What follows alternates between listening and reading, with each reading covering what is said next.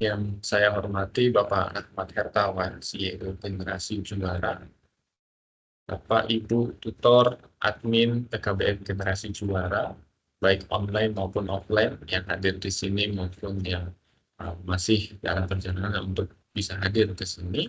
Yang selanjutnya adalah ucapan terima kasih yang ingin saya sampaikan kepada Ayah Bunda dan juga Ananda yang hadir hari ini, meluangkan waktunya di sela-sela kegiatan gitu ya. Mudah-mudahan hari ini mendapatkan insight dan juga tambahan pengetahuan sehingga apa yang didapatkan hari ini bisa langsung diamalkan, mudah-mudahan menjadi perbaikan ya sistem keluarga, sistem pendidikan dalam keluarga, sehingga apa yang diterapkan di keluarga juga apa yang diharapkan di generasi juara nantinya bisa bersinergi sehingga dalam pendidikan kita bisa berkolaborasi untuk menjadi lebih baik lagi. Nah, Bapak Ibu yang dimuliakan Allah Subhanahu wa Ta'ala, semua program kegiatan yang kami lakukan Cinta Quran semuanya berada dalam satu program besar namanya Syiar Quran Project. Ini kalau dari PKBM Generasi Juara ingin mencetak generasi-generasi juara, maka Cinta Quran hadir ingin mewujudkan satu visi, mewujudkan Indonesia Cinta Quran. Untuk apa? Untuk Indonesia yang lebih berkah.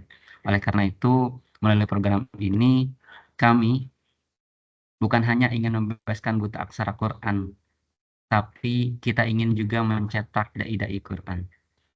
Maka Bapak Ibu yang dimuliakan Allah Subhanahu wa Ta'ala, dari program ini kita ingin mendampingi para pejuang, penghafal, pengajar, bahkan dari sendi-sendi setiap pengajaran Al-Quran kami ingin membersamainya. Sehingga apa? Sehingga Indonesia ini tercerahkan dan kemudian Allah memberikan berkahnya untuk kita. Oleh karena itu Bapak Ibu yang dimuliakan Allah Subhanahu wa Ta'ala, dukungan Bapak Ibu yang dimuliakan Allah, Bapak dan Ibu, untuk program Syiar Quran Project ini semata-mata kita ingin menghadirkan kehidupan yang lebih berkah. Maka dari waktu yang singkat ini kami ingin mengajak Bapak dan Ibu semuanya, yuk sama-sama kita dukung program Syiar Quran Project ini. Untuk apa? Untuk mewujudkan, untuk memberantas buta aksara Quran, bahkan mencetak dai Quran. Karena setiap program yang kita lakukan itu full semuanya gratis. Dari pengentasan buta aksara Quran sampai pesantren untuk mencetak dai Quran.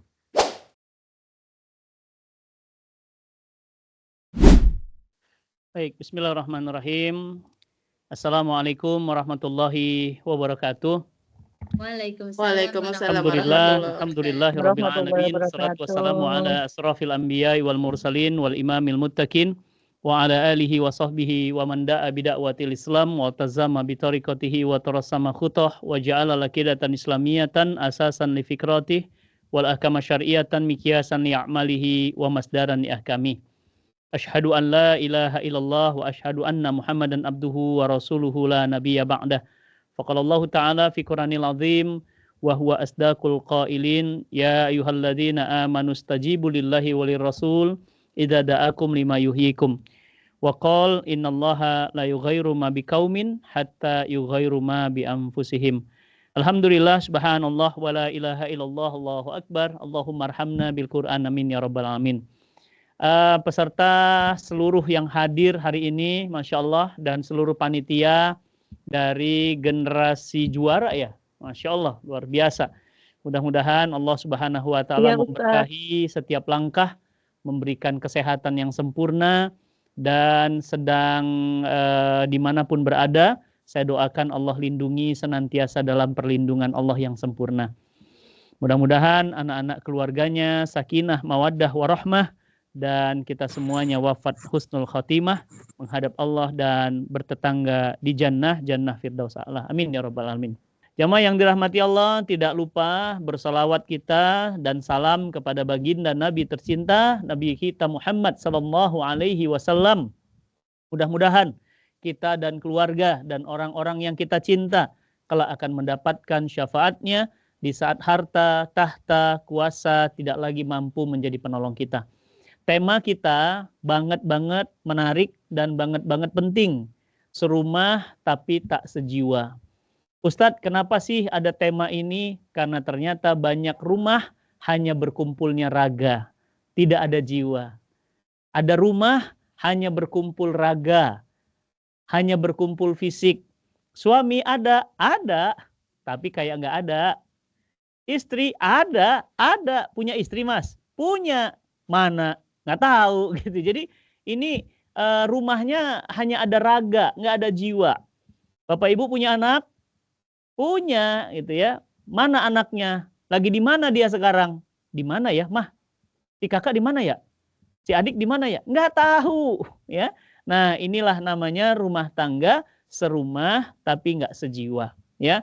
Bismillah, selamat datang peserta yang hadir hari ini ya. Dan bagi yang ingin bertanya nanti ada sesi tanya jawabnya ya. Jamaah yang dirahmati Allah, hari ini kita dihadapkan kepada dunia yang berubah. Garis bawahi, dunia yang berubah. Dulu Ibu Desi mau belanja harus ke pasar. Sekarang pasarnya ada di jempolnya, ada di jarinya. Ya, tinggal klik ikan seger datang Bu Desi.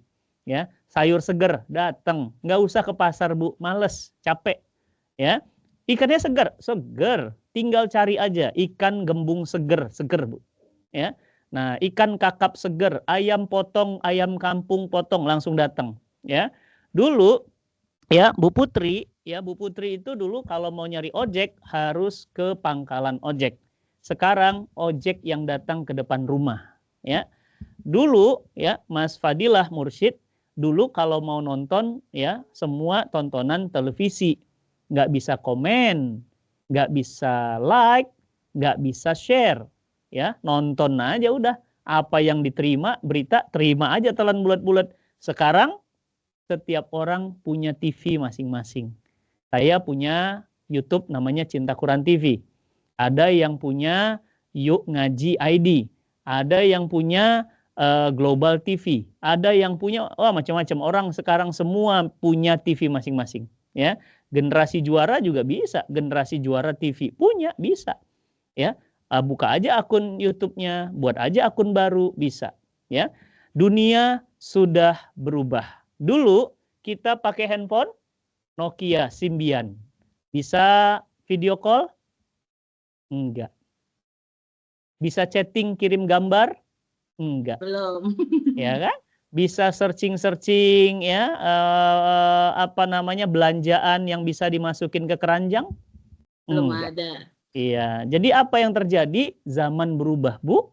Sekarang pembayaran tidak lagi tunai, sekarang semuanya serba digital. Apa dampaknya? Nah, ini nih. Apa dampaknya? Dunia yang berubah itu merubah kultur keluarga hari ini. Dunia yang berubah itu menyebabkan suami asik dengan digitalisasinya, asik dengan sosial medianya. Istri pun asik dengan sosial medianya, anak-anak pun asik dengan sosial medianya. Akhirnya mereka lebih senang curhat dengan aplikasi chatnya dibandingkan curhat dengan ayah ibunya. Akhirnya suami lebih senang chat dengan teman kantornya daripada chat dengan istrinya. Akhirnya istri pun lebih nyaman ngobrol dengan teman-teman lamanya, mantan-mantannya, dibandingkan ngobrol dengan suaminya. Nggak seru sama kamu, serunya sama dia. Nah, mulai itu. Ya, mulai itu. Ya, mulailah akhirnya reuni, mulailah akhirnya ketemuan, mulailah rumah itu hanya seperti hotel. Anak datang, pulang sekolah, besok pergi sekolah. Pergi sekolah, pulang sekolah. Di rumah hanya tempat makan dan tidur. Suami pergi dan datang, pergi lagi dan tidur. Mirip hotel. Istri juga begitu. Pagi ada, sore udah gentayangan, sampai malam suaminya pulang, dia malah belum pulang. Inilah yang terjadi. Rumah yang harusnya jiwa dan raga ada di sana, rumah mulai tak sejiwa. Mulai kosong, mulai hampa. Mulai tidak ada jiwa, mulai nggak ada rindu, mulai nggak kangen pulang, mulai benci sama rumah. Lama-lama rumah ini rumah duka, bukan rumah tangga. Paham? Ya. Namanya rumah tangga itu ada tangganya. Ya, Bu Desi yang tadinya belum punya motor jadi punya motor, rumah tangga. Yang tadinya belum nikah beratnya 45 sekarang jadi 75.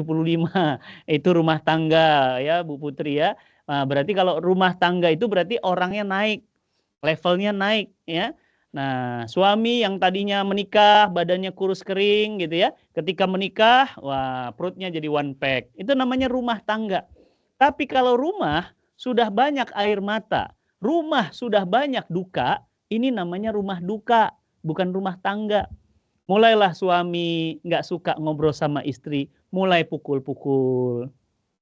Mulai istri nuntut cerai, mulai kemudian terjadi KDRT, mulai kemudian anak-anak pusing nggak betah di rumah, akhirnya anak pegang narkoba, akhirnya anak zina di luar nikah, akhirnya hancurlah rumah keluarga muslim.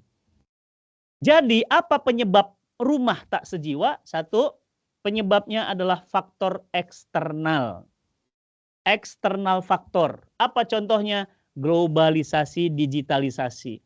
Sekarang teman kita bisa dari Rusia, teman kita bisa dari Jepang, teman kita bisa dari Amerika. Ya, bisnis kita hari ini bisa tembus seluruh dunia. Kenapa? Problem eksternal, eksternal dunia dibuka luas-luas sehingga setiap orang bisa ngobrol dengan siapa aja di mana saja. Tantangannya apa? Maka semua penyakit-penyakit global juga masuk. LGBT, liberalisme, sekularisme, ya, kemudian isme-isme yang merusak, semuanya masuk ke rumah kita. Yang tadinya anak-anak, maaf ya, nggak kenal yang namanya pornografi, jadi tahu. Kenapa? Mbak, ya, mesin cuci rusak aja itu bisa dicari di Google. Ya, kita kehilangan cara bagaimana caranya memperbaiki handphone rusak itu ada di YouTube. Bayangkan setiap orang bisa nyari apapun. Bayangkan kalau anak kita nyari yang enggak. Tata cara mutilasi orang aja ada di YouTube. Ya, masih ingat ya kejadian di Kalibata ada pembunuhan, kemudian dilanjutkan dengan mutilasi. Bagaimana cara dia memutilasi orang? Cari di YouTube. Punten ya, maaf. Apa yang nggak ada di Google? Coba cari aja. Pingin tahu dong gambar ikan hiu ikan hiu ada martilnya, namanya hiu martil. Ada gambarnya. Maaf ya Bu ya, maaf ya Pak ya. Kalau nyarinya ikan hiu, kalau nyarinya gambar yang lain, anak-anak hancur. Oke, dia belum bisa ngetik. Mbak bilang, nggak apa-apa Ustadz, dia belum bisa ngetik. Halo, anak-anak sekarang nggak on loh. Yang on generasi dulu. Anak-anak sekarang memang dia nggak bisa ngetik Mbak, tapi dia pakai suara. Iya. Aku mau tahu dong kisah Nabi Adam. Gitu doang Mbak, keluar kisah Nabi Adam. Aku mau tahu dong kisah Nabi Ibrahim. Keluar banyak kisah Nabi Ibrahim. Kalau yang dia cari Nabi Ibrahim, Nabi Adam, alhamdulillah. Kalau yang dia cari, aku pingin tahu dong. Kan kacau.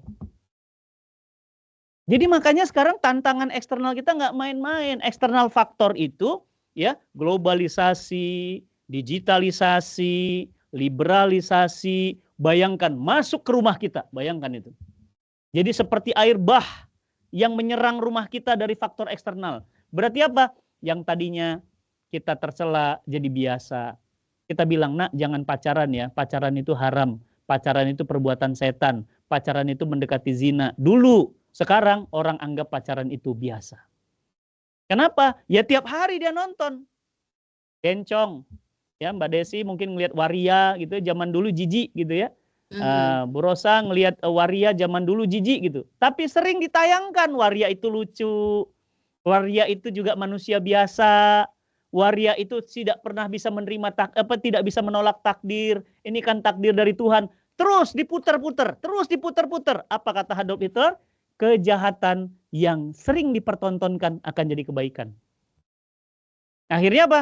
Normalisasi dong. Biasa. Nggak marah lagi yang namanya bencong. Nggak marah lagi yang namanya pacaran. Nggak marah lagi yang namanya ciuman. Nggak marah lagi yang namanya perzinahan. Makanya kaget dia kemarin. Saya juga kemarin buat video. Ya, saya reaction terhadap anak usia 10 tahun yang sudah melakukan perzinahan di rumahnya dengan 2 teman laki-lakinya. Bu Rosa, Bu Desi, bayangkan itu umurnya 10 tahun. Dan 10 tahun sudah melakukan perzinahan. Itu yang ketahuan. Bayangkan yang nggak ketahuan. Zina dianggap biasa. Apa kata Nabi? Jika riba dan zina dihalalkan di sebuah negeri, mereka sudah menghalalkan azabnya Allah. Yang pertama, apa yang menyebabkan serumah tapi sudah tidak sejiwa? Eksternal faktor yang besar. Ya, yang kedua, sudahlah eksternal faktor, gempuran dari media, gempuran dari gaya hidup, food, fun, fashion. 3F ini menggempur kita. Gaya makan mukbang, coba lihat ya, konten-konten makan, orang itu udah nggak ada rasa syukur dan nikmat makan itu sampai kemudian ada orang yang nelen daging sekali makan 3 kilo, 4 kilo, berlomba-lomba makan daging. Ada yang tidak kenyang dengan makan mie sampai 15 piring dan seterusnya. Akhirnya apa? Akhirnya semua konten, coba bayangin, Mbak, ibu-ibu, bapak-bapak semuanya, siapa hari ini kita nggak lihat konten? Tiap hari, coba bayangkan. Macam-macam tuh konten. Ada pornografi, ada porno aksi, ada bencong, ada macam-macam. Bayangkan di sosmed itu, kalau kita lihat reels itu, kita tarik ke atas saja, bayangin anak-anak sekarang itu, gimana mereka nggak kecanduan handphone. Sudah? Ini eksternal faktor. Begitu deras, begitu keras. Ditambah internal faktor. Satu, tidak ada lagi suasana komunikasi yang hangat di rumah. Suami sudah mulai nggak ngobrol, istri juga malas cerita. Apa kata istri? Ngobrol sama suami kayak ngomong sama dinding, Ustaz, males. Suami juga udah nggak bergairah cerita, pulang ke rumah hanya tinggal tidur, besok berangkat lagi mencari kerja, 17P, pergi pagi, pulang petang, pendapatan pas-pasan, pantat peot, punggung pegel, pala pusing, pingsan-pingsan, potong pajak, Masya Allah. Ya, 17P, bayangin, P-nya 17, perginya pagi, pulangnya petang, pendapatannya pas-pasan, pantatnya peot, palanya pusing, pingsan-pingsan, potong pajak lagi, Masya Allah. Ya kan? Akhirnya capek kan? Di rumah udah capek, Mbak. Ya kan? Istri juga bilang, kamu capek cari nafkah. Emang lu kira gue gak capek di rumah? Gue juga capek ngurusin si kakak tuh, yang matematikanya gak pinter-pinter. Ngurusin si adik tuh, yang selalu berantem sama tetangga. Ngurusin adiknya lagi tuh, yang selalu nangis, gak pernah kemudian mau diem. Anaknya tantrum. Bayangin, suami capek, ketemu istri capek. Gimana ceritanya? Ambiar Berantem, iya, Mereka di rumah udah udah. berantakan. Kamu nggak ngerti aku ya? Aku capek loh cari nafkah. Aku tuh dari pagi subuh udah bekerja demi kalian. Apa kata istri? Emang lu aja yang capek. Gue juga capek. Anaknya bilang apa? Papa, mama, dua-duanya capek ya? Gue juga capek punya orang tua kayak ente. Capek udah, bubar. Bener. Bubar dua-duanya, habis. Pilar-pilar rumah tangga, komunikasi udah nggak ada lagi. Akhirnya apa? Mereka lari ke komunikasi ke pihak lain. Mulai lebih nyaman ngobrol sama teman kajian, mulai lebih nyaman ngomong sama teman kantor. Awalnya teman kantor, lama-lama ya namanya TTM, teman tapi mesra, mulai sama teman kantornya. Istriku nggak asik diajak ngobrol. Kata si perempuan, suamiku juga sama, nggak asik diajak ngobrol. Akhirnya terjadilah teman tapi mesra di kantor. Anak-anak juga, aku nggak asik ngobrol sama bapak, dikit-dikit dimarahin. Ngomong sama mama lagi, dimarahin. Sampai dia punya kaos, Mbak. Anak-anak tuh sekarang ada tulisannya. Apa tulisannya? Kalau pergi dicariin, kalau pulang dimarahin. Jadi anak-anak itu udah nggak ada lagi berbahagia. Kalau nggak ada dicari, kakak mana, kakak mana, kakak mana. Tapi kalau di rumah, dimarahin. Kakak kok di rumah aja, sana pergi main. Masa anak tuh di rumah aja. Jadi serba salah. Akhirnya anak bilang apa? Ya sudahlah, aku keluar ke rumah. Mulai, istri juga mulai bicara dengan luar, suami bicara dengan luar, tidak ada komunikasi lagi. Nggak pernah ngobrol, padahal Mbak, Quran itu, coba deh buka Quran, semua 60-70% isi Quran apa? Obrolan. Obrolan Musa dengan Fir'aun, obrolan Musa dengan kaumnya, obrolan kaum Nabi Nuh, obrolan antara Rasul dengan Tuhannya, obrolan antara Bunda Maryam dengan umatnya, obrolan Isa dengan ibunya, obrolan Lukman dengan anaknya, obrol. Berarti apa? Pentingkah komunikasi? Banget. Kenapa? Kita punya 2 telinga untuk banyak mendengar. dan kita punya satu mulut untuk bicara, maka komunikasi hilang. Ini faktor internalnya. Oh, jadi Ustadz yang menyebabkan rumah itu sudah nggak sejiwa, itu sudah hilang komunikasi, udah hilang komunikasi. Udah nggak ngomong lagi.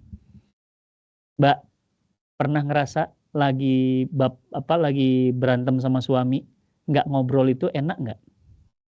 Nggak enak, Ustadz. Iya, dia Kok nggak enak? diam. Iya, dia diam, kita juga diam. Kenapa? Ego kan. Biar aja Ustadz dia yang duluan mulai. Orang dia yang salah kok. Jujur, siapa yang kenal orangnya yang kayak gitu? Yang kenal geleng-geleng kepala, istighfar, astagfirullahaladzim. Astagfirullah. Biar aja dia ngomong Ustadz, biarin dia duluan yang ngomong. Orang dia yang salah kok, ngapain gua ngomong? Nah, mulai nggak ada bicara, nggak ada ngobrol. Anak-anak ngobrol sama mamahnya, mah ini kan tadi aku dapat nilai sekolah, dapatnya nilai 7. Ah, bodoh banget sih dapat nilai 7. Mamahmu dulu pinter sekolah. Tuh lihat tuh, si Lina. Lihat tuh si Amran, nilainya 10, kamu 7. Kapan kamu pinternya? Kena marah lagi. Jadi akhirnya anak-anak itu nggak pernah ada yang mau ngobrol sama orang tuanya. Nggak ada tuh kalimat, ih hebat anak Umi, Masya Allah dapat nilai 7.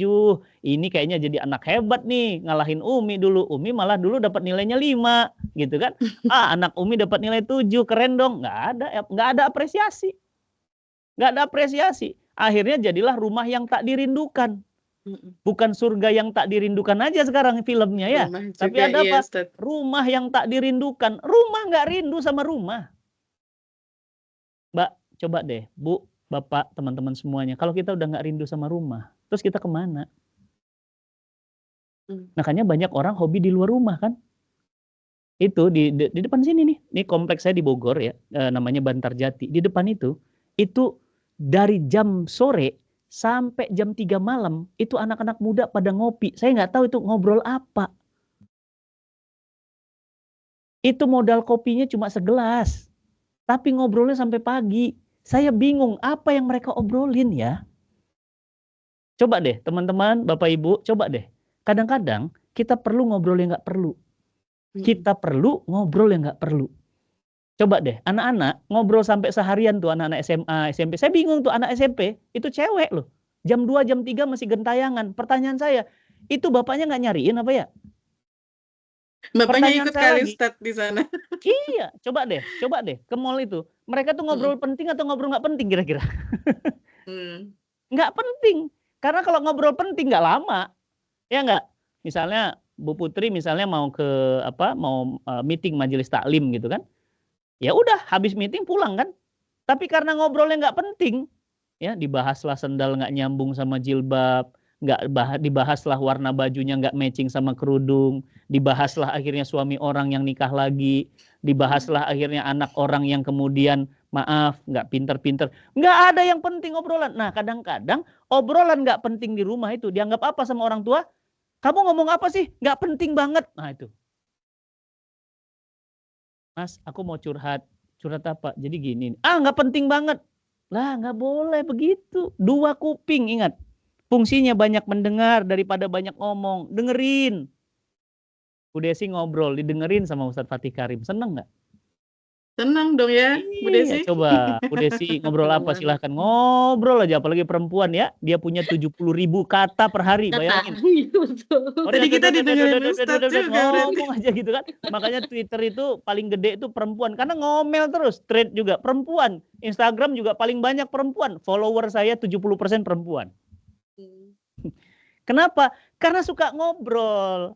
Tiba-tiba suka ngobrol, nggak punya kuping untuk mendengar. Nggak punya bahu untuk bersandar. Apa jadinya? Apa jadinya? Udahlah nggak enak. Ah nggak usah lah ngomong. Ah, mulai nih komunikasi ya. Jadi apa yang menyebabkan faktor internalnya? Komunikasi yang rusak. Yang kedua, apa yang kemudian terjadi di rumah yang nggak sejiwa? Bukan hanya komunikasi yang rusak. Ya, tapi kita tidak hadir di rumah. Wujuduhu ka'adamihi. Badannya di rumah, tapi hatinya nggak di rumah. Berapa banyak suami yang di rumah, tapi hatinya di kantor. Berapa banyak istri yang di rumah, tapi hatinya di MT yang sedang dia urus, baksosnya. Berapa banyak anak di rumah, tapi hatinya nggak ada di rumah, hatinya ada di sekolah. Berarti apa? Inilah jiwa yang hilang, fisik yang hadir. Jadi fisik hilang jiwa. Makanya hanya ada kumpulan-kumpulan jiwa tanpa kumpulan-kumpulan fisik, raga tanpa kumpulan jiwa. Padahal jiwa itu harus ada. Coba lihat, dengar lagu Indonesia Raya. Bangunlah apanya dulu? Jiwanya, baru Baru raganya. bangunlah raganya. Raganya. Artinya apa? Lah kalau jiwa udah nggak ada, ya serumah nggak sejiwa. Jadi yang dibangun tuh hubungan jiwa dulu. Masya Allah, kakak Umi pingin banget ngobrol sama kakak sambil makan bakso. Yuk ngobrol berdua, saling cerita, saling berbagi. Gimana nak rasanya jadi juara kelas? Gimana Mi rasanya punya anak kayak aku? Ngobrol, jiwa yang kena, ketemu jiwa. Jadi ibu itu sepenuh jiwa. Bukan jadi ibu sepenuh. Masa separuh waktu. Ya, separuh jadi ibu, separuh lagi jadi yang lain. Enggak, Islam mengajarkan kita jadi suami 100%. Jadi anak 100%. Jadi istri 100%. Ayo tolong dijawab ibu-ibu jamaah yang dirahmati Allah. Mau nggak suaminya nggak 100% manusia? Waduh, robot Ustaz. 100%-nya manusia. Ya 50%-nya jin, 100%. 50%-nya manusia. Nggak mau kan? Ya kan? Kita pasti Nggak mau mau, apa? Ustaz. 100% manusia. Lihat Nabi SAW. Jadi kepala negara 100% dia. Jadi panglima jihad 100% dia. Jadi suami 100%. Mandi sama istri. Lomba lari sama istri. Menyisir rambut istri. Membenahi rumah. Itu namanya apa? Jiwanya hadir berikut raganya.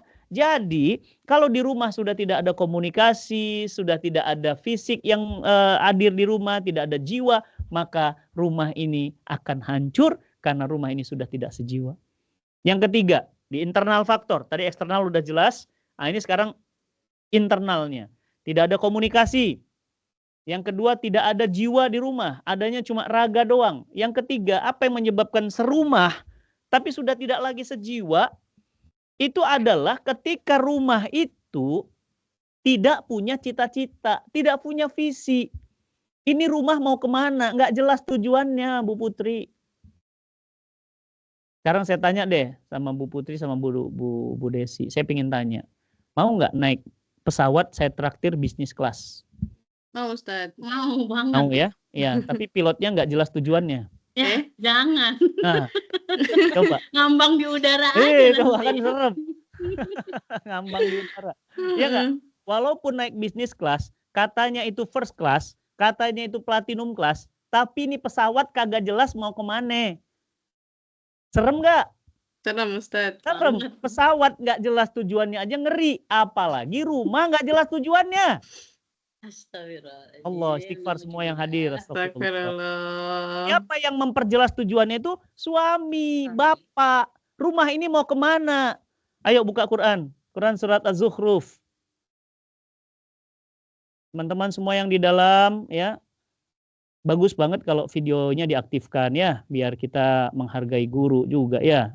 Betul. Nah, kalau Boleh diaktifkan. nih. Jadi saya kayak nggak ngomong sama dinding ya. Ada Pak Malik, ada Bu Rini, ya, ada Bu Anita. Kan enak tuh kalau bisa tatap. Orang ada fasilitas video diaktifin, dimatiin.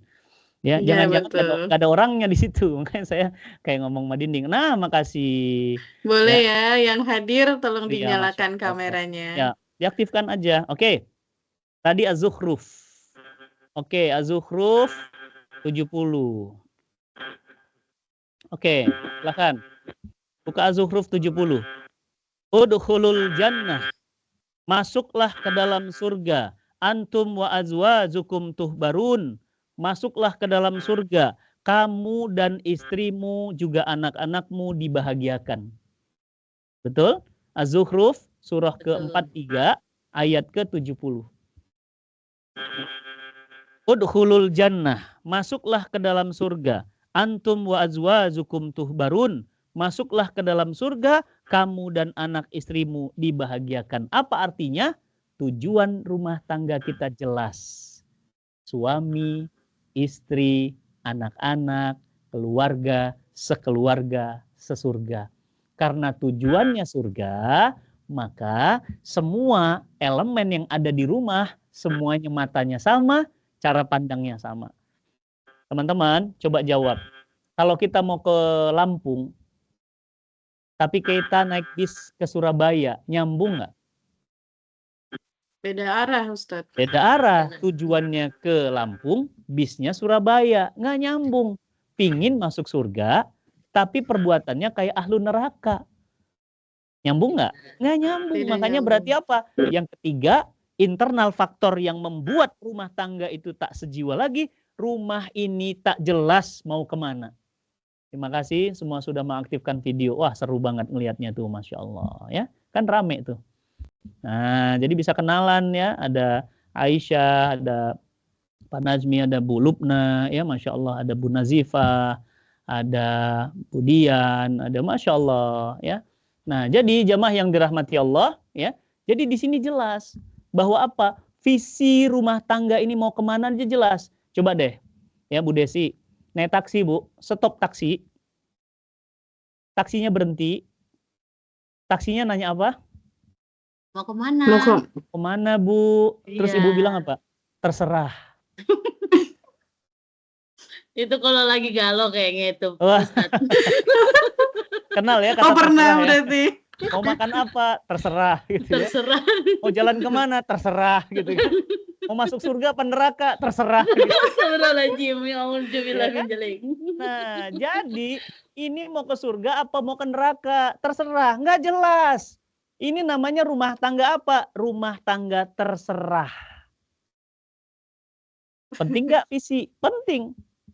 Ya, nih ada adik-adik anak-anakku yang kecil-kecil ya. Siapa namanya nih? Malik Ibrahim Batubara, Masya Allah ya. Siapa namanya yang soleh nih? Masya Allah. Ada Nazifah ya. Siapa namanya? Malik, keren Malik.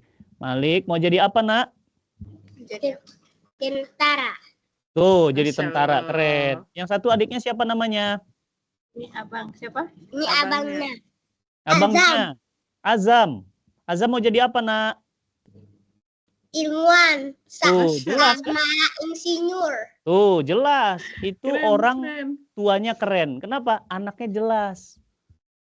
Istrinya juga jelas. Bu Desi mau nggak nikah sama orang nggak jelas? Kadang-kadang jadi orang, kadang-kadang jadi setan gitu. Gak mau. Iya kan? Nggak jelas. Mau nggak? Bu, Bapak Ibu, jujur saya tanya nih, mau nggak gaji nggak jelas? Aduh, enggak. Nggak mau, Mau Ustaz. nggak tujuan nggak jelas? Mau nggak orang wajahnya nggak jelas? Kadang-kadang Aduh. punya wajah, kadang-kadang kepalanya nggak ada. Ini Belum. orang nggak jelas. Ya, jadi harus jelas gitu. Jelas kemana ini, melangkahnya kemana. Kita sudah sampai di mana. Anak nomor 1 mau kemana? Mau jadi apa? Istri mau jadi apa? Mau kemana? Suami mau jadi apa? Mau kemana? Kapan kita punya rumah? Kapan kita punya sekolah? Kapan kita punya cita-cita? Kapan? Itu semuanya ada, jelas. Rumah yang tak sejiwa, visinya tidak jelas. Pertanyaannya, kenapa visinya nggak jelas? Poin yang keempat, kenapa rumah tidak tersejiwa lagi? Karena tidak ada panduan hidup mereka. Jadi udah tujuannya nggak jelas, nggak punya GPS. Kenapa? Seisi rumah jauh dari Quran. Ternyata rumah yang tidak dibacakan Quran seperti kuburan, kata Nabi. Itu bisa maknanya dibacakan Quran, baca Quran. Bisa maksudnya adalah rumah yang tidak punya panduan. Dan panduan hidup kita adalah Al-Quran. Sahrul Ramadan alladzi unzila fihil Quran hudalin nas wa bayyinati minal huda wal furqan. Turunnya bulan Ramadan itu karena diturunkannya Quran. Hudalin nas, petunjuk bagi manusia, wa bayyinati minal huda wal furqan. Dia petunjuk bagi manusia dan dia pembeda yang benar, yang salah, yang baik, yang buruk. Bayangkan rumah tangga kita tidak punya panduan. Nanti jadinya open marriage, Mbak. Hati-hati ya. Sekarang ada open marriage. Apa itu open marriage? Sebelum nikah ada komitmen. Kamu boleh sama siapa saja. Aku juga boleh sama siapa saja. Yang penting kita menikah. Namanya OM. open marriage. Open marriage gimana? Ya terserah kamu. Kamu mau jalan sama siapa saja, aku juga boleh sama siapa saja. Yang penting kita tetap suami istri. Ini namanya apa? Rumah tangga yang nggak punya panduan tuh begitu. Hati-hati ya Bu ya. Bapak-bapak awas hati-hati. Sekarang lagi banyak cacar monyet. Ya, Mpox namanya. Coba tanya, dari mana penularan Mpox itu? Hubungan sesama jenis. Terutama laki sama laki. Akhirnya apa? Perbuatan yang dilaknat Allah ini membuahkan penyakit. Di Indonesia sudah 100 orang lebih yang kena. Hati-hati Bapak Ibu, penyakit ini menular. Dia cacarnya itu ya bisa masuk ke mata, bisa ke mulut, bisa di bibir, bisa ke kuping, bisa di perut, bisa di mana-mana saja. Dan ini menular. Baik melalui baju yang pernah dipakainya atau penularan melalui udara. Dan sekarang lagi banyak banget yang kena. Dari mana itu penyakit? Hubungan sesama jenis, perbuatan yang dilaknat oleh Allah Subhanahu wa taala, dan perbuatan ini ditimpakan azab. Dibalikkan gunung untuk kemudian menunjukkan kemarahan Allah. Maka teman-teman, sahabat semua yang dirahmati Allah, pernikahan tak serumah tapi tak sejiwa ada dua sebab. Yang pertama, eksternal faktor. Digempur oleh sosial media, digempur oleh digitalisasi, sehingga bapak nggak punya waktu ngobrol sama anak. Bapak nggak pernah punya me time sama anak. Jadilah apa namanya? Fatherless. Dan Indonesia dicatat sebagai negara fatherless. Negara krisis bapak. Bapak nggak dikangenin. Nak, kamu kangen sama siapa? Bapak apa ibu? 90% anak menjawab ibu. Ya, tuh keren banget tuh bapak sama anaknya. Saya senang banget ngelihat pemandangan bapak sama anak, Masya Allah. Ya, kalau ibu sama anak biasa. Ya, tapi bapak sama anak keren. Mbak, lagi Ya. ada webinar Mbak. Masya Allah. Ya, siapa lagi di bawah nih? Masya Allah, ini banyak anak-anak yang nonton ya. Masya Allah. Ya, keren. Kenapa? Bapak sama anak itu lebih banyak, catat, lebih banyak di dalam Quran obrolan bapak sama anak daripada bapak sama ibu. Padahal yang suka ngobrol, bapak apa ibu? Ibu. Ibu. Tapi yang paling banyak di dalam Quran, bapak dengan anak. Coba lihat Luqman, bapak dengan anaknya. Nabi Yusuf dengan anaknya, bapak dengan anaknya. Ya kan? Nabi Ibrahim dengan Ismail, bapak dengan anaknya. Ya kan? Nabi Adam dengan anaknya, Nabi bapak dengan anaknya.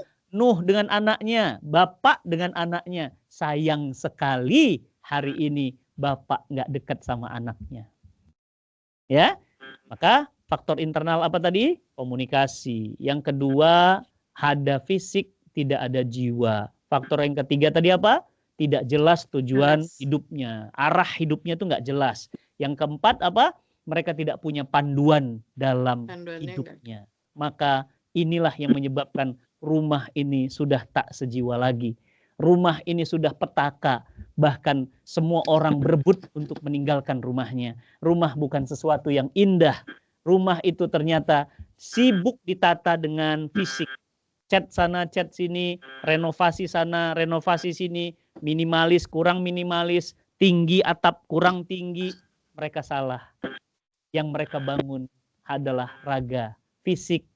Ada kolam renangnya, ada tempat sportnya, ada tempat ngejimnya, tapi mereka lupa.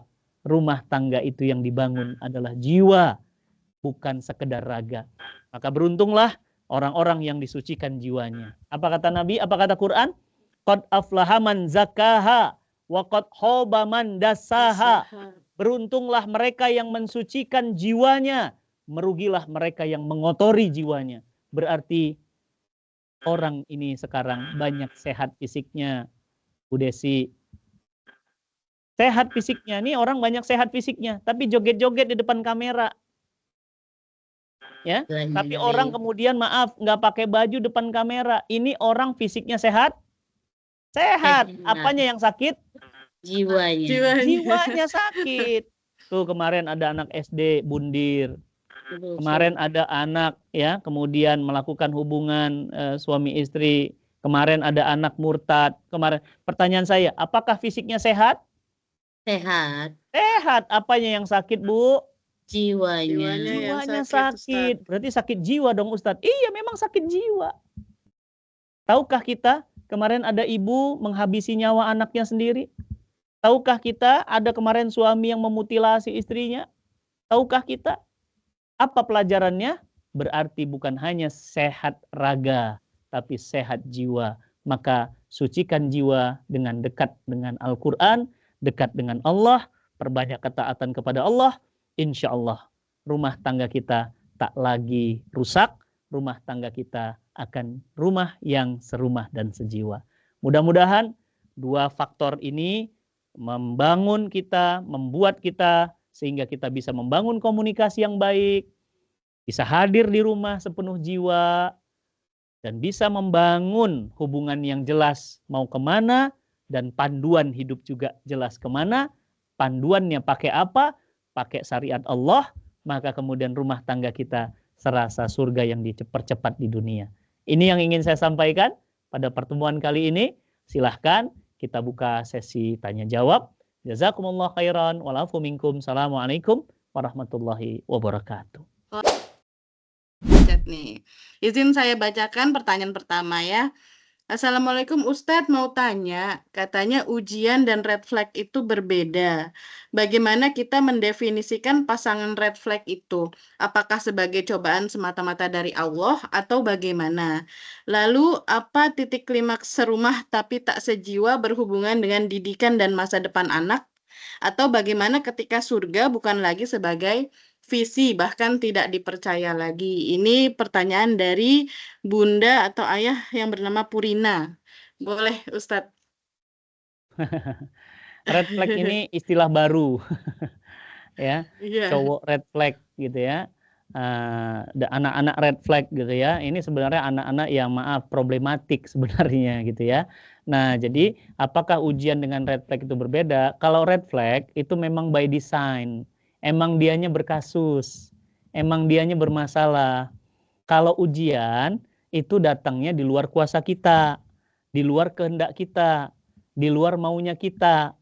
Paham? Misal contoh, ya, misalnya katakan Bu Putri sehat-sehat aja kok, gitu ya. Terus tiba-tiba, gitu ya, tiba-tiba itu ketimpa sama bangunan dari atas gedung sekolah gitu kan, itu namanya apa? Ujian, itu musibah ya kan. Contoh lagi, mobilnya bagus, motornya bagus, tiba-tiba ada truk ya, remnya blong, nabrak mobil kita, itu namanya musibah, itu namanya ujian. Tapi kalau red flag itu, anak-anak sekarang itu istilahnya red flag itu, cowok red flag, bapak itu adalah memang problem, memang dia buat. Dia menjadi orang yang bermasalah. Kalau orang bilang ini memang cowok bandel gitu istilahnya. Ya. Nah, jadi teman-teman semuanya ya tentu berbeda ya. Dan apa titik klimaks serumah tapi sejiwa dengan didikan masa depan anaknya ya? Oh, hancur Bu. Hancur karena di rumah itu sudah tidak ada lagi kasih sayang, masa depannya ya rusak. Ya kan?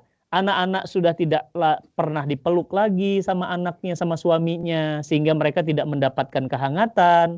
Kalau anak cewek, dampaknya apa? Dia akan mencari laki-laki yang akan memeluknya, dan itu bukan ayahnya. Kalau dampaknya laki-laki, dia akan kemudian menjadi laki-laki yang benci dengan rumah tangga, dan dia tidak punya energi cinta, kasih sayang. Makanya sering-sering peluk. Ayo, 1, 2, 3 yang punya anak-anak yang ada di videonya semua anaknya dipeluk, adiknya kakaknya peluk, sekarang peluk, cium, enak nggak? Enak ya, peluk. Masya Allah. Masya Allah, enak banget ya dipeluk ya. Ustadz aja kangen meluk anak Ustadz, dia lagi sekolah, Masya Allah, kangen ya, tuh peluk anaknya dan bilang doakan, kamu anak soleh, kamu anak hebat, Abi, Umi pinter, kamu Abi, Umi bangga banget sama kamu nak, cium. Masya Allah. Kalau anak cowok, dia akan kenyang kasih sayang. Kalau anak cewek, dia akan tentram bersama ayah ibunya. Sehingga apa? Dia nggak butuh pacaran. Dia nggak butuh cinta yang lain. Dampaknya bagi masa depan anak, hebat banget. Kenapa? Anak-anak hebat lahir dari rumah yang hebat. Ya, jelas ya? Bismillah. Dan bagaimana ketika surga bukan lagi sebagai visi, bahkan tidak dipercaya lagi? Berarti harus ngobrol sama suaminya. Mas, rumah tangga kita ini mau kemana ya? Gitu tanya. Ya, kalau dia bilang, ya saya juga bingung mau kemana. Emang kamu punya arah mau kemana? Wah bahaya itu. Ya, jadi kalau rumah tangga sudah tidak jelas visi, nggak jelas mau kemana, nah ini harus diperjelas. Berarti harus apa? Revisi. Tahu direvisi?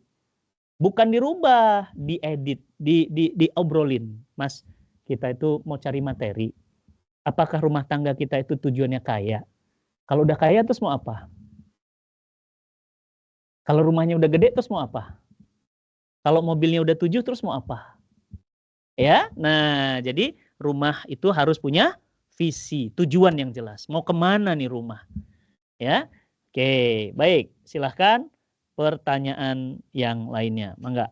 Assalamualaikum Ustadz, kalau cara menghadapi anak pemalu bahkan sama orang tua aja malu. Jadi seakan-akan kita sebagai orang tua merasa sedih bahkan kesepian dengan anak yang pemalu itu. Bagaimana cara menghadapi anak seperti itu? Ya, Seperti itu Ustadz. itu pemalu tuh bagus loh, ya. Jadi jangan dimarahin kalau pemalu. Kamu pemalu banget gitu ya. Dikit-dikit malu, akhirnya kamu buat malu. Jangan. Pemalu itu, ya kalau apalagi anak perempuan, sifat malu itu bagus. Bukankah Nabi katakan al-ahya uminal iman? Al-haya uminal iman, maaf. Al-haya uminal iman. Malu itu bagian dari keimanan. Coba ibu, ngeri nggak kalau anak nggak punya malu? Keluar, dia buka baju gitu. Ya kan, serem kan? Ya kan, Iya. ada tamu gitu ya, dia ambil makanan tamu, ya kan, terus dia muter-muter di ruang tamu, joget-joget dia. Anak nggak punya malu nih. Pingin mana? Pingin anak punya malu atau anak nggak tahu malu? Pengen punya anak yang malu saja, bukan yang nggak tahu malu. Masa anak nggak punya malu? Malu itu bagus. Tapi kalau pemalu gimana? Nah, tinggal dilihat. Dia pemalunya kenapa? Apakah memang karakternya, memang dia tipenya bukan pemalu sebenarnya Mbak, lebih tepatnya. Tipenya introvert. Jadi kan anak-anak sekarang ada si paling ya. Ada si paling rajin, ada si paling pinter, ada si paling bersih gitu ya. Nah, ini ada anak ekstrovert, anak saya yang pertama ya, Abang Alif, udah SMA kelas 3. Insya Allah tahun depan dia udah masuk kuliah. Itu Abang Alif itu lebih ekstrovert. Anaknya lebih suka ngobrol. Nah, kalau Sajat, anak saya yang kedua, dia lebih lebih jarang ngomong. Ya, lebih jarang ngomong, kecuali kalau udah deket dia baru mau ngomong. Nah, kenali anak kita. Kalau kita bisa mengenal anak kita, maka kita bisa mengendalikan dia. Dan tiap anak, maaf punten, tiap anak berbeda. Jangan disamakan. Bu Putri, mau nggak ibu dibanding-bandingin sama suami? Enggak. Nggak mau kan? Kamu tuh harus Nggak jadi mau, kayak Ustaz. istri tetangga tuh, pinter masak. Kamu tuh harus jadi kayak istrinya sahabat aku tuh, pinter ngejahit. Kamu tuh harus jadi, haruskah kita jadi orang lain?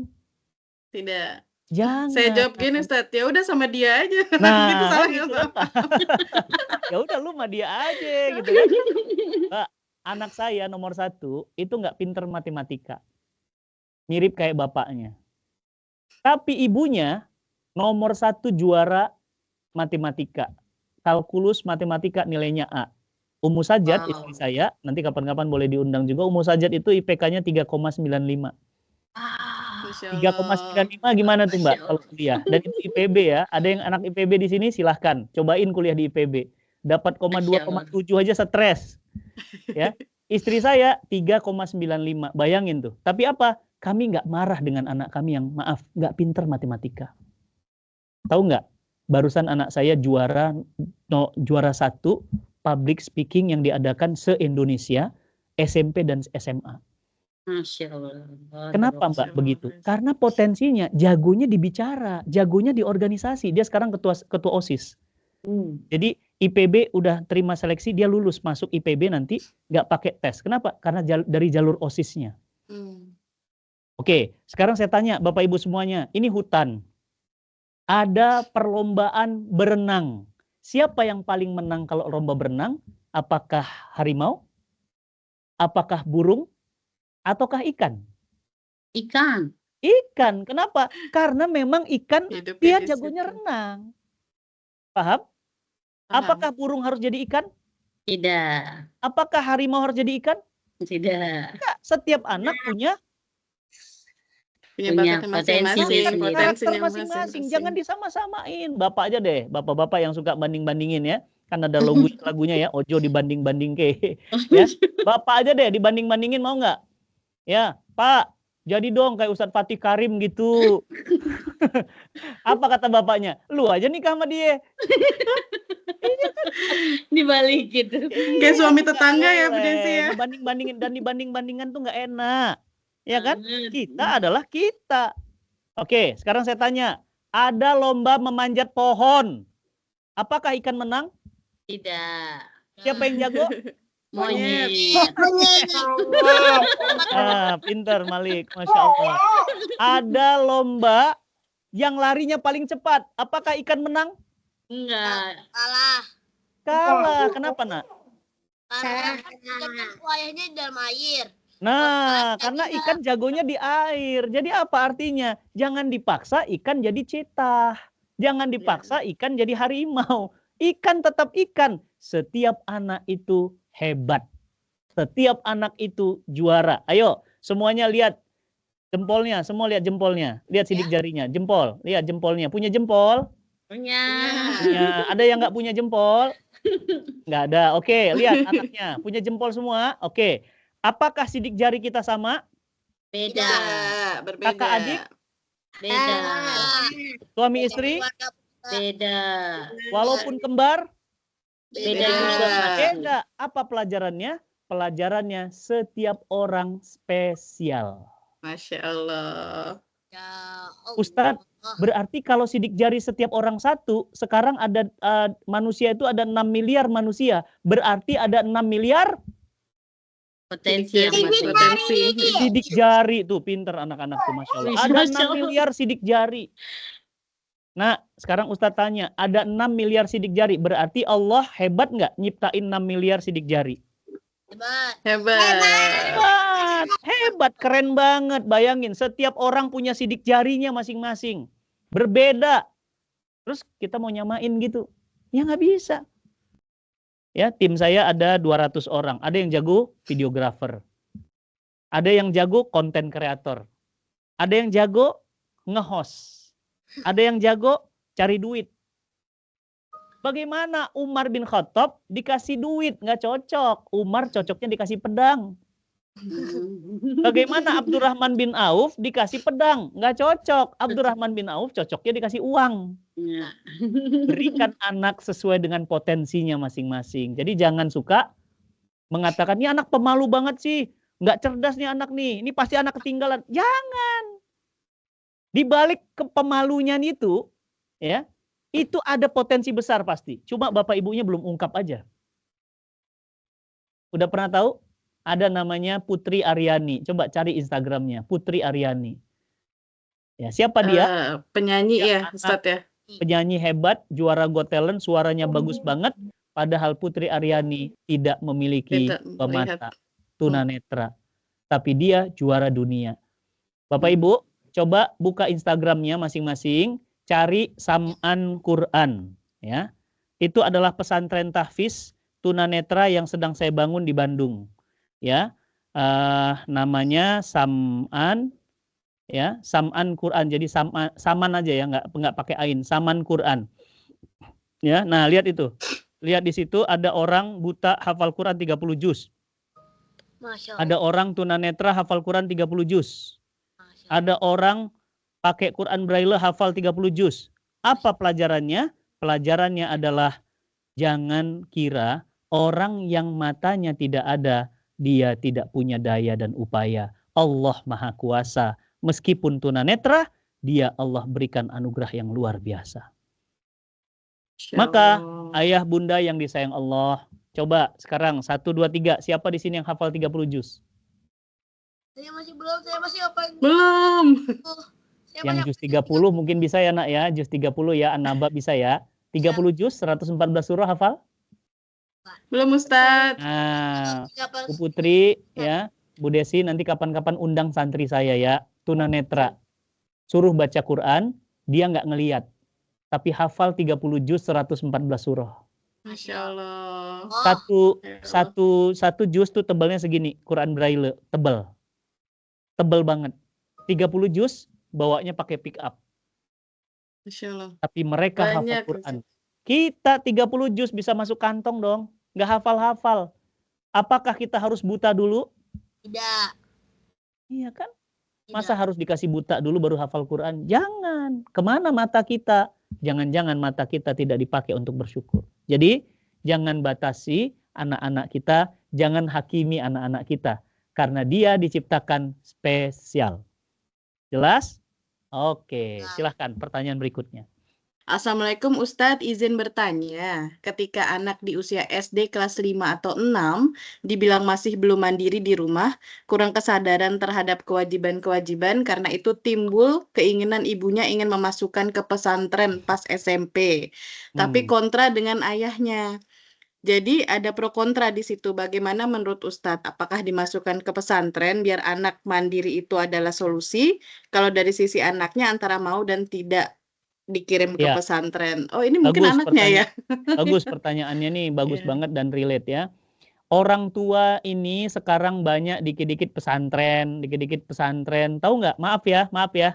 Orang tua yang dikit-dikit pesantren itu orang tua yang nyerah sama anaknya. Itu namanya orang tua lepas tangan, maaf. Tidak selalu anak itu soleh dari pesantren. Ya, Ustadz Felix Xiao itu nggak pesantren. Koh Denis Lim itu nggak pesantren. Saya itu nggak pesantren. Ya, banyak ustadz-ustadz itu nggak dari pesantren. Ya, jadi jangan dikira kalau mau jadi orang hebat agama harus jalur pesantren. Nggak selalu. Malah pesantren itu juga banyak kasus. Ya kan? Ya. Kiai banyak bermasalah dengan santrinya. Banyak hubungan yang tidak normal di pesantren. Jadi apalagi masih SD, Mbak. Terlalu kecil memasukkan anak SD ke pesantren. Kalau pendapat saya ya. Kalau mau masuk pesantren, usianya itu usia di atas SMP. Baru cocok masuk pesantren. Kalau SD, itu adalah bonding dengan orang tuanya. Kalau dia belum ada kewajiban, masih belum mandiri di rumah, ya dilatih mandiri, bukan dilempar ke pesantren. Ya, anak saya yang nomor 2, Sajat, itu kelas 2 SD, masih kecil. Kalau abangnya udah SMA kelas 3, jadi bedanya mereka 10 tahun. Ya, belum berani tidur sendiri, ya nggak apa-apa, dilatih aja pelan-pelan. Kalau misalnya dia berani dapat hadiah, alhamdulillah tadi malam bisa 1 malam tidur sendiri, mulai bisa mandi sendiri. Alhamdulillah udah bisa makan sendiri. Lama-lama sudah bisa kemudian berangkat sekolah bersama teman-temannya, ya. Jadi nggak kemudian dikit-dikit pesantren. Dikit-dikit pesantren. Tahu nggak? Anak usia SD sampai kelas 6 itu saat-saat dia harus bonding dengan orang tuanya. Saat-saat di mana dia harus sejiwa sama orang tuanya. Maaf, punten, terlalu dini memesantrenkan anak di usia SD. Kalau menurut pendapat saya, mungkin beda pendapat ya. Banyak mungkin ustadz-ustadz pesantrenkan anak sejak dini. Bahkan ada yang dari bayi udah dipesantrenin. Akhirnya dia lebih dekat sama musrifnya daripada sama bapak ibunya. Iya kan? Padahal yang buat siapa? Bapak ibunya. Yang doain siapa? Bapak ibunya. Sayangnya sama siapa? Sama musrifnya. Nah, jadi saya nggak setuju ya memasukkan anak ke pesantren. Jadi iya soalnya kita beda pendapat Ustadz, suami ke pesantren, istri enggak. Ya bukan masalah beda pendapatnya, tapi pertanyaannya tepatkah? Cocokkah? Haruskah anak seusia dini itu pesantren? Itu masalahnya, bukan beda pendapat antara bapak ibunya. Ya, menurut saya enggak, bukan itu solusinya, ya. Demikian. Oke, Allah a'lam bishawab.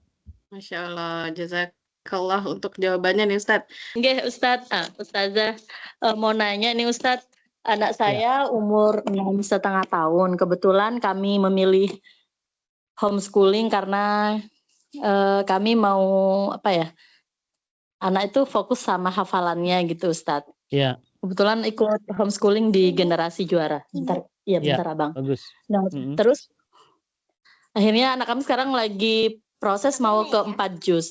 Nah, kadang kan ada di mana anak itu dia karena dia sendiri dia ngaji dia menghafal sendiri di rumah, dia juga sekolah umumnya sendiri gitu Ustadz. Kayaknya dia agak bosen atau kadang merasa kayak gimana ya pada saat mau menghafal atau murojaah, tetapi kita paksa dia Ustadz. Sampai sering saya sering sounding gini sih sama Nun, nggak apa-apa ya ibu paksa kamu gitu. Ibu paksa kamu untuk kita paksa kakak itu untuk ke surga, bukan untuk ke neraka gitu Ustaz. Itu bahasa saya ke Nun gitu. Alhamdulillah itu masuk, tapi menurut Ustaz gimana Ustaz gitu.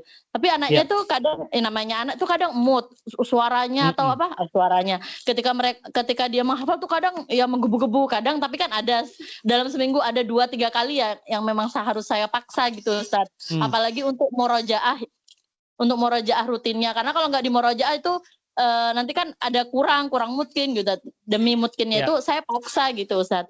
Nah jadi sampai ada kata-kata kayak gitu, maaf ya Kak, ibu harus paksa, dan saya memang paling tegas untuk urusan ini gitu. Tapi kalau untuk urusan belajar umum saya tegas tapi tidak setegas ini gitu. Jadi yang saya dahulukan itunya. Jadi menurut Ustaz, benar nggak sih Ustaz sounding saya ke anak gitu, nggak apa-apa ya ibu paksa kamu masuk surga dan daripada kakak rela nanti masuk neraka gitu Ustaz. Itu aja sih Ustaz. Baik. Terima kasih Ustaz. Tujuannya baik. Jazakumullah. Wa'alaikum. Ya Bunda, Bunda Nun dan kita semuanya, Bapak Ibu yang disayang Allah, Al-Quran itu diturunkan bukan untuk dihafal saja. Ingat ya. Ada 7 hak Quran, catat. Yang harus kita tunaikan. Yang pertama, dibaca. Yang kedua, dipelajari. Yang ketiga, diajarkan. Yang keempat, dihafalkan. Nah tuh, salah satu aja berarti hafal itu ya. Yang kelima, difahami. Yang keenam, diamalkan. Yang ketujuh, diperjuangkan. Saya ulang lagi, ada 7 hak Quran. Yang pertama, dibaca. Yang kedua, dipelajari, diajarkan, dihafalkan, difahami, diamalkan, diperjuangkan. Jelas? Jelas. Berarti Quran hanya untuk dihafalkankah? Ternyata bukan. Wa nazzalna 'alaikal Qur'an wa nazzalna 'alaikal kitab tibyana likulli syai'in wa huda wa rahmah wa busra lil muslimin. Ya. Apa kata Quran? Wa nazzalna 'alaikal kitab, dan kami turunkan Al-Qur'an itu untuk solusi problematika hidup manusia. Berarti Quran itu diturunkan untuk huda linnas wa bayyinati minal huda wal furqan, untuk petunjuk hidup, GPS. Supaya kita tahu mana benar, mana salah. Mana hitam, mana putih. Itulah turunnya Quran. Mana halal, mana haram jadi tahu. Paham? Nah, Bunda Nun, jangan buat anak jadi bete sama Quran. Kalau dia baru mampu juz amma, biarkan dia nikmati juz amma itu. Bahkan Bunda Nun naikkan levelnya level paham, bukan level hafal. Amma yatasa'alun. Apa maksudnya? Anin naba'il azim. Apa maksudnya? Alladzi hum fihi muhtalifun. Apa maksudnya? Ya kan? Idza zulzilatil ardu zilzalaha wa akhrajatil ardu asqalaha wa qalal insanu ma laha, dan yang lainnya. Kenapa kemudian ayat ini diturunkan? Ayat ini kemudian apa manfaatnya kita hafalkan? Jadi Bunda Nun, bagus memiliki anak penghafal Quran. Tapi naikkan levelnya, jangan hanya hafal, tapi faham Bunda. Ya kan? Idza samsuku wirat wa idzan nujumun kadarat. Idza samsuku wirat. Jika matahari, idza samsuku wirat, jika matahari digulung, jika bintang-bintang berjatuhan, fahamkan kepada mereka, itulah mengerikannya hari kiamat. Hari di mana bumi dengan semesta hancur. Itu lebih dahsyat dia fahami daripada sekadar hanya hafal. Jadi Bunda, saran saya, gak gitu caranya. Jangan buat anak bad mood sama Quran. Biarkan aja dia, alamiah saja. Ya kan? Nanti dia akan ketemu poinnya. Aku jatuh cinta sama Quran, Mama. Aku dapat banget. Nah, itu kalau sudah jatuh cinta, nggak usah disuruh hafalin, nggak usah pakai, maaf ya, kalau ibu saya dulu pakai ini tuh, pakai lidi. Ngejar-ngejar saya, ayo, awas kamu nggak hafal Quran. Ya kan? Nah, jadi jangan Bu, biarkan dia menikmati setiap ayat-ayat Quran itu. Ya kan? Nah, jadi apakah caranya dipaksa-paksa begitu? Nanti Bu, Bunda Nun, kalau anak sudah nggak mood, dia pergi lari dari Quran, ada kabar mengerikan, innalillahi wa inna ilaihi rajiun di Padang. Saya dapat kabar dari ustadz kita, guru kita, Ustadz Zulkifli M. Ali. Apa kabarnya? Kabarnya adalah anak menghafal Quran 30 juz, juara Indonesia, juara pertandingan juara, ternyata dia pacaran sama orang kafir non-muslim. Oke kan? Karena sibuk dengan hafalan kan? Karena nggak paham kan Quran itu untuk apa, akhirnya dia pacaran. Tahu Bu ceritanya gimana? Akhirnya dia murtad. 30 juz hafalannya hilang semuanya. 30 juz hafalannya hilang semuanya. Dan sekarang itu lagi dicari orang tuanya. Karena anak ini hilang. Entah kemana. Apa pelajarannya? Menghafal Quran itu baik. Tapi memahami Quran, memahami isinya, jauh lebih baik. Jadi Quran itu diturunkan. Para sahabat dulu nggak diminta untuk hafal Quran Bu. Mereka dapat satu ayat langsung amalkan. Mereka dapat satu ayat langsung amalkan. Kalau kita Quran dihafalkan. Akhirnya nggak diamal-amalkan. Ya kan? Buka kerudung oleh paskibra, diperintah oleh negara. Kenapa? Karena nggak mengamalkan Quran. Ya kan? Riba ada di mana-mana sekarang, pinjol, judol. Kenapa ada di mana-mana? Karena Quran nggak diamalkan kan? LGBT jumlahnya sekarang hampir 10 juta orang. Kenapa banyak penyakit jiwa yang terjadi? Karena nggak diamalkan kan?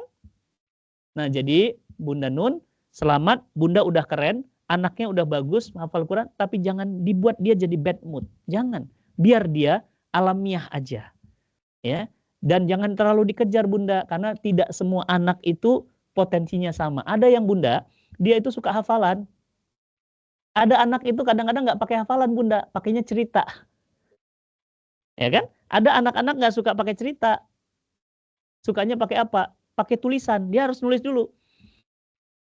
Lebih kuat dia kalau nulis. Gitu ya. Jadi pahami anak kita dulu, jangan buat dia tersiksa. Saya khawatir kalau nanti dia udah nggak nyaman, dia berontak malah jadi boro-boro hafal Quran, malah jadi pembenci Quran. Nauzubillah min zalik. Ya, begitu. Ustadz Karim, izin ini ada pesan dari tim kami juga ingin menanyakan. Ustadz, bagaimana sih solusinya agar orang tua dan anak bisa berkomunikasi dengan sangat lama tanpa harus berbicara hal yang penting saja. Jadi tidak hanya sekedar menanyakan kabar, menanyakan bagaimana keadaannya, itu bagaimana sih untuk membonding agar orang tua, terkhususnya ayah mungkin ya, bisa mengobrol dengan anak perempuannya lebih lama lagi. Ini seperti apa ini Ustadz? Jangan jadi orang tua kanebo kering. Tahu pernah lihat kanebo kering? Kaku keras. Ya, saya itu main game sama anak. Main game. Nobar. Malik pernah main game nobar nggak sama abinya? Mabar. Maaf. Tidak. Oh, salam sama Abi ya. Sekali. Bilang sama Abi, kata Ustadz Fatih, sekali-kali boleh dong mabar. Apa itu mabar? Main bareng. Tanding. Seringnya diajak berantem-beranteman. Nah, bagus. Kenapa? Anak laki-laki harus pemberani ya. Nah, Malik bilang sama abinya harus diajarin naik kuda dan berenang. Supaya apa? Malik jadi pemberani. Nah, jadi buat Ibu, Bu Desi yang bertanya, Bu, apa artinya? Banyak sisi kita bisa bicara dengan anak. Bisa dari olahraga, bisa dari masak bareng, bisa dari camping bareng. Apa katanya? Ada masa aku nggak pernah lupa sama abiku, aku camping bareng. Masya Allah, mencari momen. Bareng. Iya, kami naik gunung perahu, kami naik tangkupan perahu. Ingat banget, waktu itu Abi pegang tangan aku hampir jatuh ke tangkupan perahu. Indah banget, itu masa yang aku nggak bisa lupa. Masya Jadi masa-masa bersama ayah tuh nggak bisa dilupakan. Anak saya tuh pernah ditanya sama gurunya dan saya nangis jawabannya. Waktu Abang Alif SMP ditanya, Alif, apa masa-masa yang paling indah bersama orang tuamu? Aku sama Abi nangis sampai air mata kita kering di depan multazam. Jadi saya sama anak berdoa di depan multazam hanya berdua. Uminya nggak ikut, adiknya nggak ikut, neneknya nggak ikut, hanya berdua.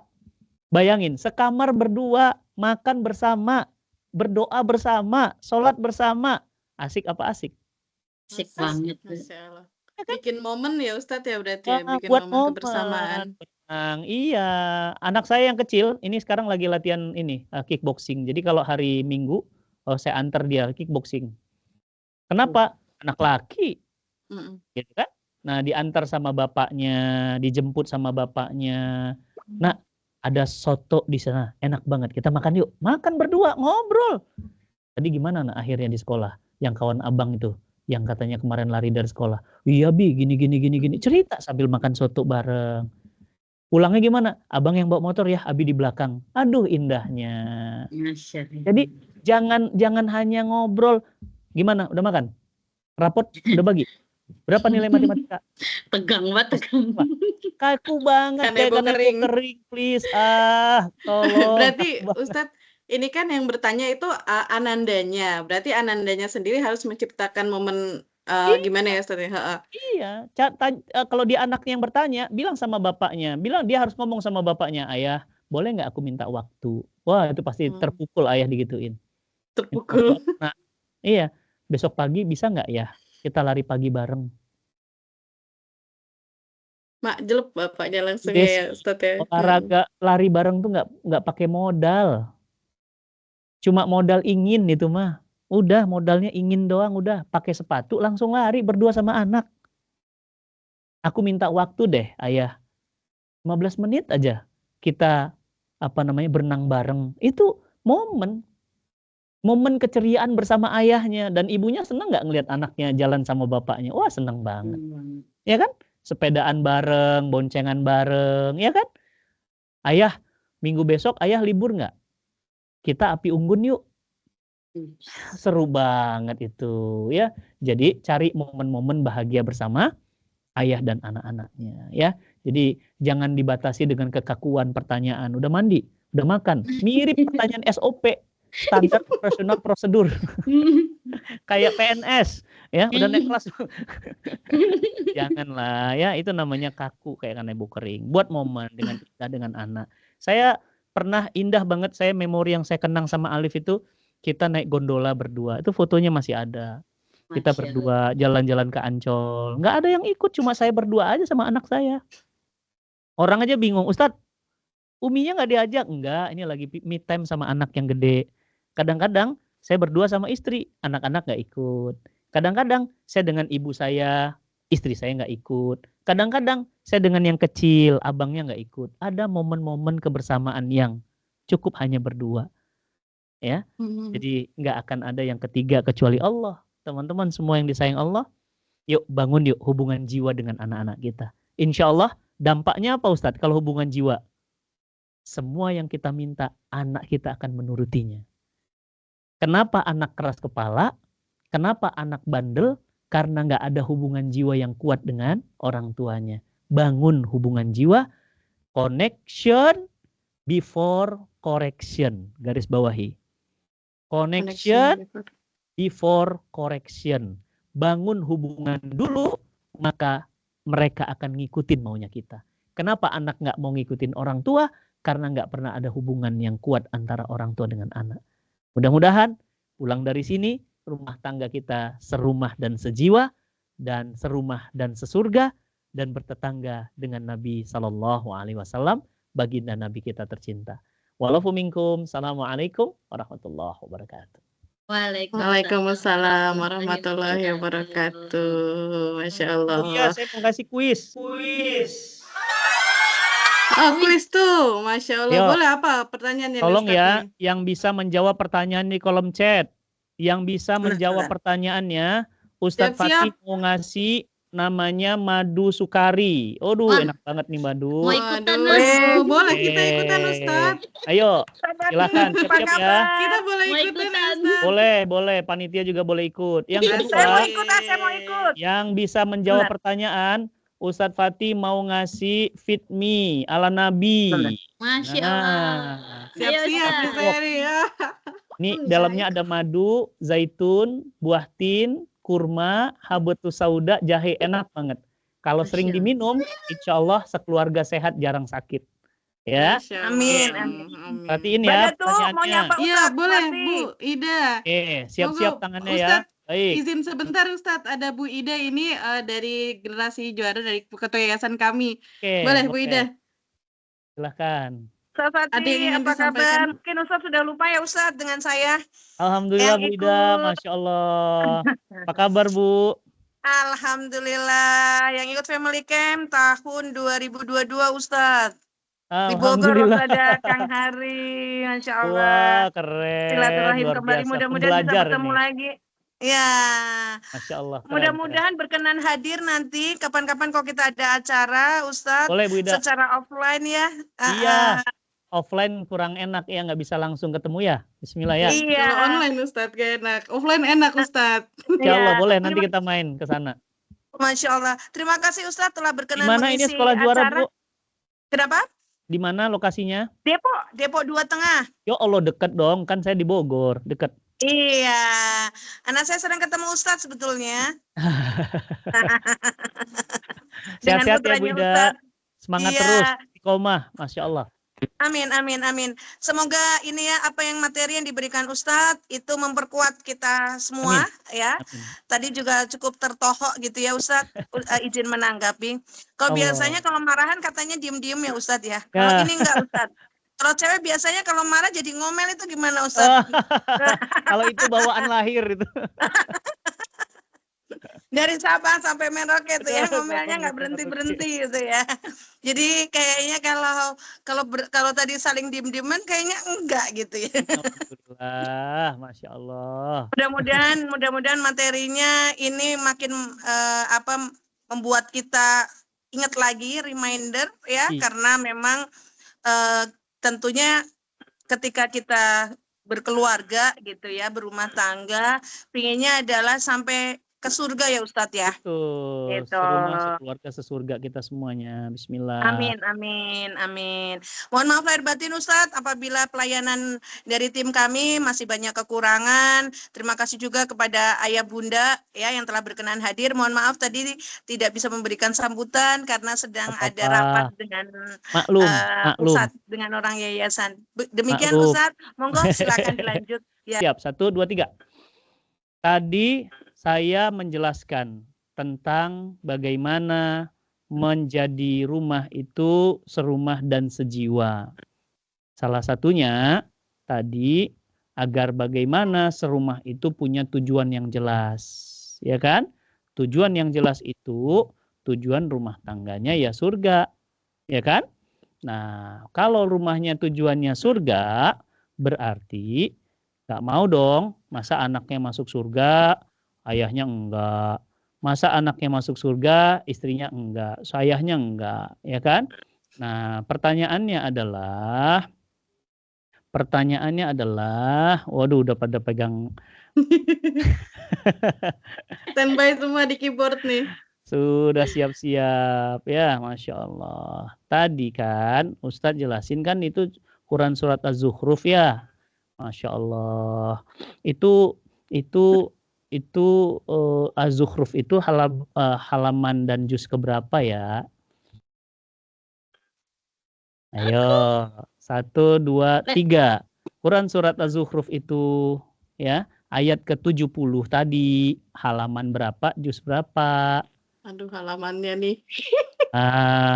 Halamannya 1, Iya 2, 3. browsing dulu nih ayah bunda. Cepat, yang paling cepat dia dapat. Ada yang sudah jawab nih Ustadz nih. Arya Oke. Ramadan Setiadi. Kalau Abdurrahman Rashid belum lengkap ya, masih surat Halamannya Zukhruf.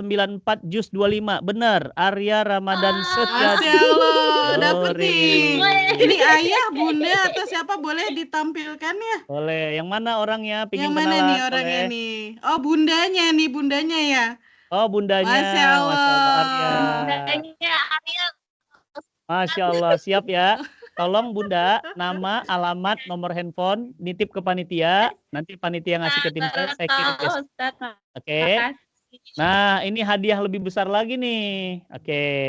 Minuman herbal 1 dus, 1 box ala Nabi ya. Oke. Tolong dijawab. Tadi Ustadz Fatih jelasin serumah dan tak sejiwa ada 2 faktor yang menyebabkannya. Faktor eksternal, faktor luar, dan faktor dalam. Gitu kan? Ada faktor luar, ada faktor dalam. Nah, faktor dalamnya udah jelas 1, 2, 3, 4 gitu kan. Nah, pertanyaannya adalah ya, tadi Ustadz Fatih jelasin ya, masa serumah tapi nggak sejiwa ya, akhirnya di rumah semuanya gangguan jiwa gitu ya. Nah, akhirnya semua orang satu rumah sakit jiwa gitu kan. Nah, pertanyaannya adalah bagaimana caranya di dalam Al-Qur'an ya. Bentar ya. Dekan ya. Oke. Ketika Allah Subhanahu wa taala menyatakan bahwa orang itu tuh ya jangan hanya sibuk dengan raganya, tapi juga orang harus sibuk dengan apa yang ada pada jiwanya, ya kan? Nah, makanya di Quran surat apa dan ayat keberapakah itu yang berbunyi beruntunglah mereka yang mensucikan jiwanya, merugilah mereka yang mengotorinya. Apa ya? Surat apa itu ya? Ayo. Beruntunglah mereka yang mensucikan jiwanya dan rugilah mereka yang mengotorinya. Ayo, buka message baru. Lihat. Ini Ya, ayatnya juga mana nggak, ayatnya? Ustadz? Ya. Sudah ada Oke, nih. Malik dapat juara. Malik Ibrahim Asyam, Batubara, ya. Masya 9 sampai Allah. 10. Qad aflaha man zakkaha wa qad khaba man Man dassaha. dassaha. Qad aflaha man zakkaha, ya. Jadi jelas ya. Qad aflaha man zakkaha. Beruntunglah mereka yang mensucikan jiwa mereka, ya. Malik dan bundanya ini Ustadz kirimin ya, diminum ya. Masya Allah. Ini buat Malik sehat, enak banget supaya nggak gampang sakit, pinter, soleh. Bismillah ya. Bismillah. Terima kasih anak soleh. Sama-sama. Kak Malik sama Kak Azam ya. Alhamdulillah. Nanti kapan-kapan. Iya, Kak Azam dan Kak Malik ya. Ya, giginya masih ompong ya, Masya Allah. Oke. Ya.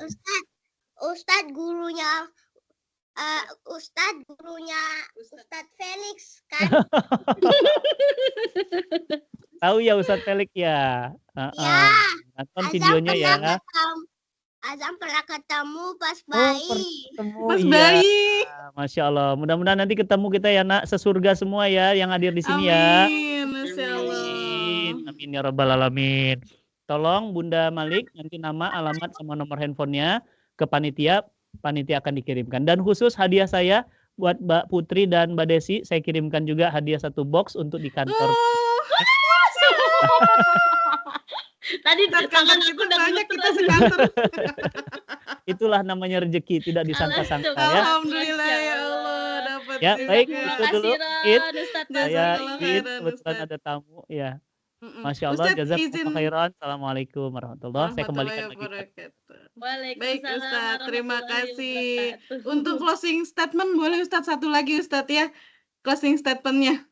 Iya, jadi ayah bunda yang disayang Allah, bangunlah rumah tangga bukan hanya membangun fisiknya, bukan hanya sibuk renovasi rumah, Bukan hanya sibuk membenahi fisik rumah, kasurnya, merek toiletnya, bangunan megahnya, bukan. Tapi yang terpenting di rumah itu ada jiwa. Yang dibangun bukan sekedar raga, yang dibangun juga adalah jiwa. Karena jiwalah penentu seseorang itu mulia. Qad aflaha man zakkaha wa qad khaba man dassaha. Oleh karena itu, saya mengingatkan, yuk mulai hari ini berhenti selalu menilai seseorang dengan fisiknya. Bisa jadi fisiknya kurus, bisa jadi fisiknya tidak menarik, tetapi ternyata dia orang takwa. Inna akramakum indallahi atqakum. Jangan sibuk dengan anak kita. Kok kurus ya? Kok anak kita hidungnya pesek ya? Kok anak kita itu rambutnya nggak lebat ya? Kok anak kita itu matanya sipit ya? Jangan sibuk dengan fisiknya. Tapi bangunlah jiwanya, jadilah sekeluarga sesurga, karena kita akan ditunggu Allah, karena jiwa kita yang bersih menghadapnya. Ya ayatuhan nafsul mutmainnah. Wahai jiwa-jiwa yang tenang. Irji'i ila rabbik, pulanglah kepada Rabbmu dan masuklah ke dalam surgaku. Mudah-mudahan jiwa-jiwa kita, raga-raga kita juga akan masuk ke dalam surga dan kita akan bahagia selama-lamanya. Barakallahu lana wa lakum. Assalamualaikum warahmatullahi wabarakatuh.